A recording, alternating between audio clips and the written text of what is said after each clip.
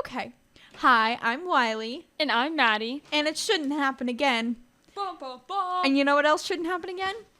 Restart that. Okay, you're fine. Our last episode ended in a fire alarm. Don't worry, guys. It's just a drill. We're back.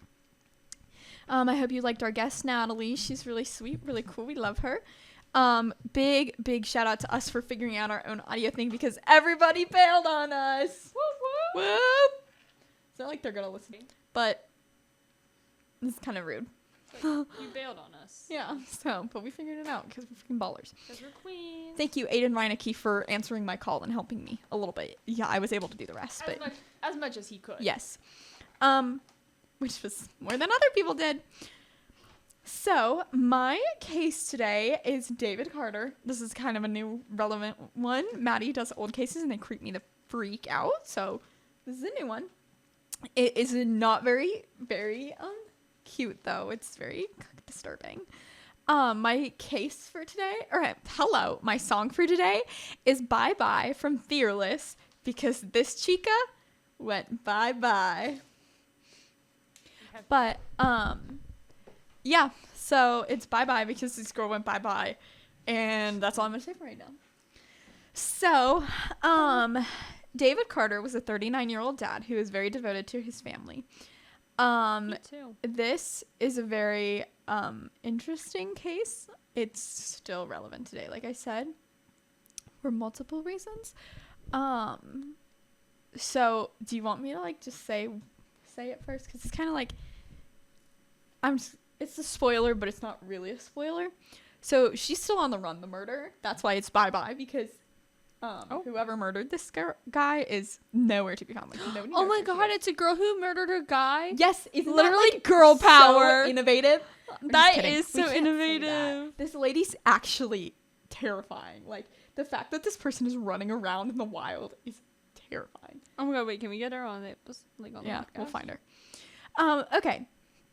So, the victim's sister, Tasha Carter Jackson, was going about her morning when she got a call from her brother's coworker. And this coworker was like, hey, where's your brother David at? He's not been at work for multiple days, and that's not like him. And she was like, well, David told my son, his nephew, that he was sick on Sunday, and we couldn't have our family get together because I guess normally David Carter would have his son and his nephews and all the kids come and hang out. Like David Dobrik? Yeah, David Dobrik. And so they're like, huh, that's weird. But Tasha and her husband went to his apartment to go check on him, and they feel this sigh of relief because his car is there, and they're like, okay, that's a good sign. And then when they go to the front door, they see that it's unlocked, which is not good because that's really out of character. He lived in a safe neighborhood, but David was just not the kind of guy to leave his door unlocked. So she then calls her dad, David's dad, and David's ex-wife, who is his baby mama, to come over and help her. But David and his baby mama were separated. They had been separated for a while, and David had been seeing someone else, but they were still close. You know what I mean? They're buds. They co-parent. And so they don't wait around. Once they get there, they open the door and they see that the place is just really messy, which is also really out of character because David is a very tidy guy. He keeps it clean. And David is nowhere to be found. So they start looking around for clues, and they don't get very far into their search when they look under the bed, where they find a big red stain and a bottle of peroxide, which is weird. And then Okay. So Tasha sees that and calls everybody else. They're like, wait, come in here. So then the ex-wife comes in and she takes a look at it, and then they decide to pull the sheets off of the bed.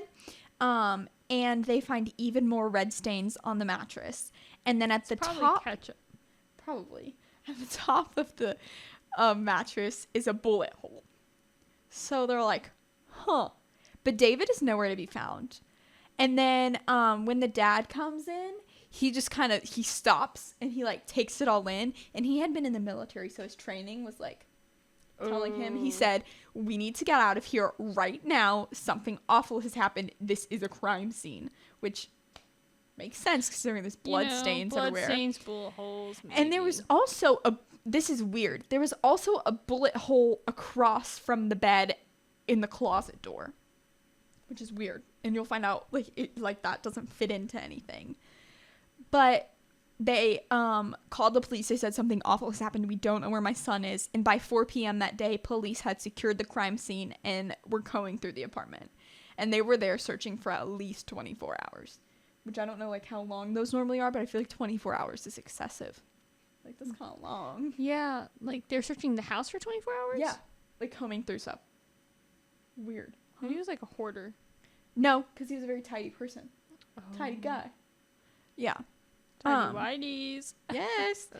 But they started to look for answers because they didn't really find anything besides the house, or besides like the stains and the whole bullet holes. But there isn't like a list of evidence that they found. Like there isn't a completed list. Like of course the public knows the blood like stains. the gist. Yeah, but like we don't know everything that was found. So when they start looking other places for answers, they start with David's girlfriend Tammy, or Tamara Williams. Tamarol? Tamara I thought you said Tamarol, and I said Williams. No, Tamara Williams. I probably said that, but I didn't mean to. Wow, what a name. And she said that she had not seen him since Sunday, which was really weird because they were always glued at the hip. Like, the fact that she hadn't seen him since Sunday was, like, weird. Because you'd think she'd be, like, curious as to where he was.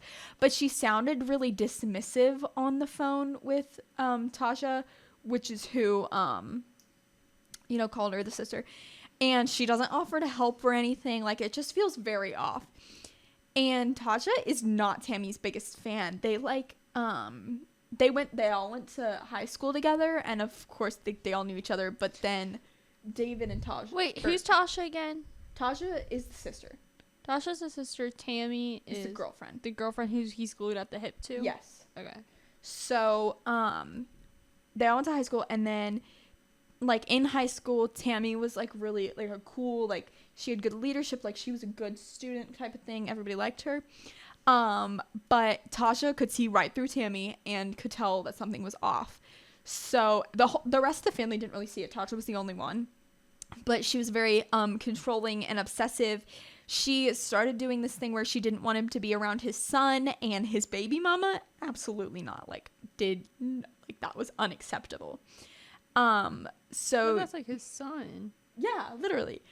But David was becoming more and more aware of Tammy and her bad habits, and he ended up confiding in Tasha. He told her about a fight with Tammy and told her that he would probably leave her. So that's what we know about Tammy and David right now. Okay. So Tasha takes to Facebook and she sets up a page to help find David, and has his description. And then that caught the people of his son's school. I believe his son's name is DJ. So his son found out that his father was missing from his coaches, which is weird. But the mom, his mom was helping look at the apartment. So this kid was in school all day, which kind of makes sense. I said that's how we found out. But I listened to the Crime Junkie, and they have the kid is, there's a TikTok of the kid explaining it, he went to TikTok and explained it, and then they said that Tasha, the sister, has her own Facebook. So when did this happen? TikTok, 2021. Did you ever say that? I feel like you did. I said it's a modern case. I didn't say 2021 exactly. Okay, yeah. So their stories are on TikTok, and he was like, that's really weird. But he had an interaction with Tammy on Sunday. So he said that on Sunday, David, he had texted his sister that his nephew couldn't come over. He texted his son's mom and said he's too sick for the kids to come over. It's just not going to happen today. Uh-huh. Mm-hmm. So that was weird. So she texted everyone saying he was sick. David texted him, allegedly. Okay. Yeah. So, they ended up going to his grandma's house. But before they went to his grandma's house, the sons, he was like, I need to go to dad's stuff to grab some stuff that he forgot. And, so they're like, okay, go, whatever. So they get there and they're pulling in and they see Tammy and they're like still in their car. They wave hi and she doesn't say hi back. She just runs back into the apartment. And this is on Sunday. When they were all supposed to meet up and he's sick. And he's sick. So he parked the car and went up to the door and the door was locked, which again, not out of the ordinary. So he took his key, unlocked the door and went in and like oh, hello. Tammy was like in his face. She was like, you know, like when someone's trying to hide something, so like trying to be in your way. That's what I'm imagining. So it's just like that. He notices a lot of things were really out of place. Like David's clothes were in his son's room, which is weird because he's a tidy guy. Like he's a tight guy. What can I say? And like that's just weird. But he was like, this was a normal day for him. So any of this was like, oh, that's weird. But he did notice that the bathroom and the bedroom door were closed. But he didn't find what he was looking for, so he just left. He did not see his dad while he was there. But Tammy claimed so he didn't see his dad, right? His dad's sick. But when he was like, well, where's dad? Tammy claimed that David was not there because he was out for a walk. But David had texted his son, because his son tried to call him, you know, to come get his stuff. He texted his son, I can't talk right now. I'm so sick. I can't even talk to you on the phone. But he was out for a walk. But he's on a walk, yeah. Which is weird. And he's a good dad. Like, he isn't one to, like, ghost his, like, kids, right? Yeah. So that was so weird. But Tammy is the last person to see David alive. And on October 3rd, they packed up the crime scene. And she just, like, doesn't care that he's not. Yeah, like, she's not, like, she's just being really weird. So on October 3rd, they packed up the crime scene, and whatever they found it's enough to say something bad happened, but it's not enough to say what specifically happened. Because they know David's gone, they know there's blood everywhere, and they know that Tammy was there. But who knows? So they go out and search for more clues, and then they, like, started searching, like, around a mile radius around, because he said he went on a walk, or Tammy said he went on a walk, so they were, like, kind of, like, just searching around that area, but nothing, turned up. Until that afternoon, when they got word about a bulletin put out in Ohio, where someone had found remains. Wait, where do they live? Michigan. Oh. Yeah. So it's weird. Ohio, huh? So they're like, maybe this is something, but, like, I don't really know. So the remains were found in a small town in northern Ohio, and they were found on I-75, which connects to here.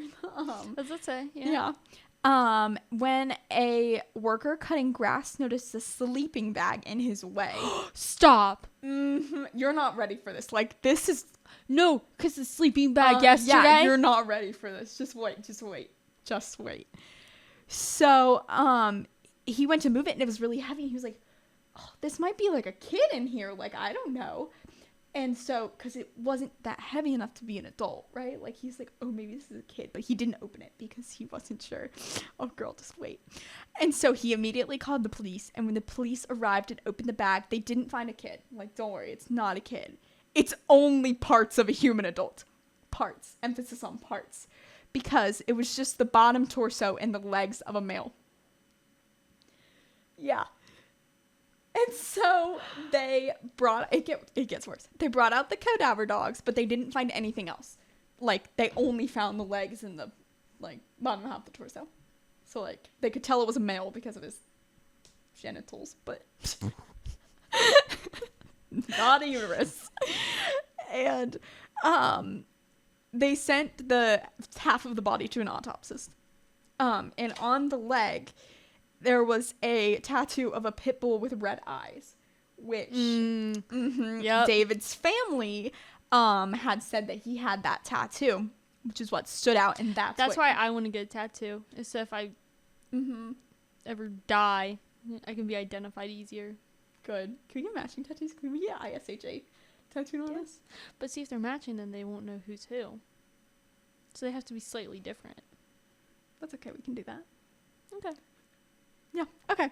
It'll be like Wiley or Maddie. Doesn't matter because they're gonna die together anyway. So duh. Put them in the same grave. Yeah. We're gonna be like holding each other's dead bodies. Okay, that's bad. I shouldn't say that. But the remains were found on October 1st at 9:30, and they didn't identify him as even missing until the 2nd or 3rd of October. So this is found before the family even knew that David was missing. But the tattoo made them able to identify, which made you know, the family like, hey, this is him. So Melvindale, just for a little perspective, Melvindale is like 45 minutes from the state line of Michigan and Ohio. And the remains were found an hour south of that. So it wasn't like someone just crossed the border and like went to like for a little stroll and dumped off half a body. Like they took a drive, right? Road trip. Yeah. And by Friday, October 5th, they had a person of interest in custody. Guess who it was? Tammy. Yep, it was Tammy. But she was arrested but not charged because there was still something missing in this case, and that was the upper half of his body. So, she ended up walking free cuz they had her, and they let her go. And there was no urgent pursuit. Like, Tammy is living her best life, right? And then on Monday, October 8th, they had the vigil for David. His family did. By October 10th, detectives find a small black duffel bag with red straps. They unzip it, and inside are like grocery bags. They pull it out. Bam, human head. Just the head. And the autopsy showed that he was shot under his ear, which makes sense if he was like on the bed laying down. Pew. You know what I mean? Yeah. It was like, yeah. So on October 16th. October 16th, Ohio State Highway Patrol finds a multicolored suitcase 20 miles north of where the sleeping bag was found, which had the legs and the torso. And when they opened it, they found a large comforter inside of it, and wrapped in that large comforter was hands, arms, and an upper torso. So like I like envisioning like they cut the hands off, cut the arms off, and then it's just like a puzzle. Yeah. Well, now they had all the pieces, so like I wrote this down. I said with that they had all of David, the whole set. The whole set. It's like a collector's item. Yeah. And then with all of his remains found, they were able to get a bigger picture. So they ran a toxicology report just to check all the boxes, and they found antihistamines in his system. I think that's the word that they use. So he was probably drugged. So he was drugged with something to make him drowsy, and then he was shot. So they think that he was shot while he was sleeping or while he wasn't alert enough to know what was happening, because he had no defensive wounds whatsoever. Like other than being dismembered and shot, he was fine. And poisoned, but yeah. So he also seemed to be shot in close proximity. So like someone it wasn't like far away. So that explains the bullet hole in the mattress, but the bullet hole on the closet is no one really knows what that is. Like, yeah, could have been Tammy did it to throw him off. Like, we don't know. But Tammy is still the biggest suspect, but the gun hasn't been identified, the murder weapon hasn't been found, but the coroner believes that David's death was very quick, but he was dismembered post-mortem. So, Wait. What? Oh, post. Okay. Never mind. Yeah, post-mortem. I was like, post-mortem before he died? And then I'm like, no, post. Not pre-mortem, post-mortem. So, God, I was like... No, this part's good. So, normally when people dismember someone, it's like a chainsaw or medical, medical tools. David was dismembered with a kitchen knife. which means it took a really long time to chop it up into this That's many where it pieces. went. What? The knife. The kitchen knife that went missing. Huh? It was you. I think it was you I was telling you about that. Where they had a kitchen knife go missing from Mama B's work. Oh, yeah. That is the way it went. I thought you were referring to that one time where the knife was missing and in Teresita, and you're like, no, the freaking bacon is missing. And I'm like, no, the knife is. It's in her chest. I do remember when the bacon. No, it's not bacon. It's the freaking butcher's knife. You said there's tomatoes and lettuce. I said, where's the bacon? I like that's where your head's at. Because you're big backed. I am, because like you could make a good BLT Dude, with BLT those ingredients. Sounds so good right now. But you just need the bacon. Yeah, my grandma makes really good BLTs, and my nana, my mom, I want BLTs. Nana, can you give me a BLT for my birthday? Thank you. That's all she wants. And an iPad.